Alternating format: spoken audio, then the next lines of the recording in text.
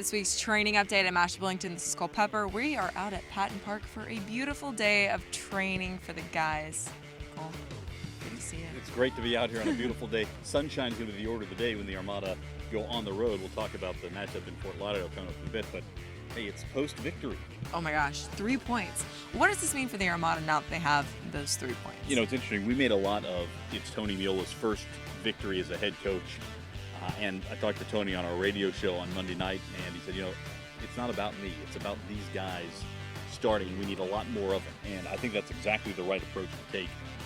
And it is a storyline for the fans, and we talk about it with Tony Miola as the coach. But they need to put several wins together here. And beating Miami FC without necessarily playing all that well, the fact that they get 3 points without playing well is a good sign.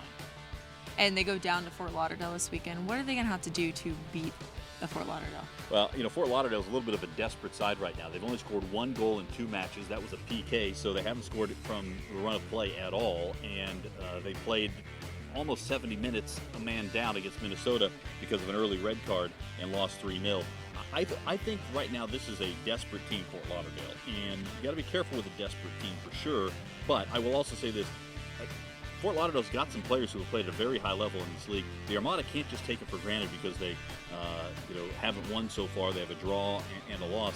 But a win for the Armada, to get that first victory on the road, to get the 3 points would be enormous. And talking about playing teams in Florida, we've played Miami, now we're going down to play Fort Lauderdale. Soon we have the Rowdies coming up.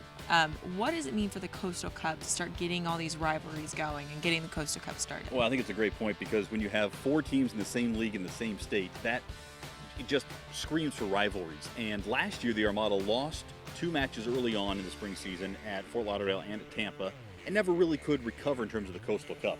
So the fact that we have 4 teams in the state and you have a chance to play for some hardware, the Coastal Cup, you know, you can play for the NASL Supporters Shield, you can play for the NASL Championship Final, the Soccer Bowl, you can play for the U.S. Open Cup. It's a 4th piece of hardware the Armada can play for, and I think it's great. And they're already off to a good start having that win under their belts when everyone else has ties. Thank you so much, Cole. For more on the Armada, go to armadafc.com or our YouTube channel.